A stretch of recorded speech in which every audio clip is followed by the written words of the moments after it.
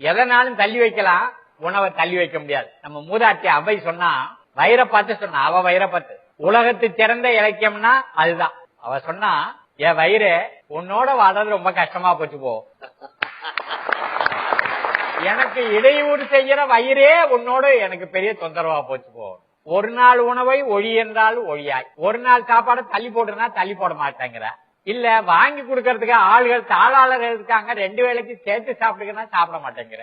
ஒரு நாள் உணவை ஒழி என்றால் ஒழியாய், 2 வேளைக்கு ஏழென்றால் ஏழாய், ஒரு நாளும் என்னவோ அறியாய். என்னுடைய கஷ்டம் உனக்கு தெரிய மாட்டேங்குத, இடும்பை கூறி என் வயிறே உன்னோடு வாழ்தல் அறிவு. அதனால நீங்க எந்த வேலையா இருந்தாலும் தள்ளி போடலாம், உணவை தள்ளி போட முடியாது. அதனால உழவுங்கிறது நிரந்தரமா நடக்கணும்.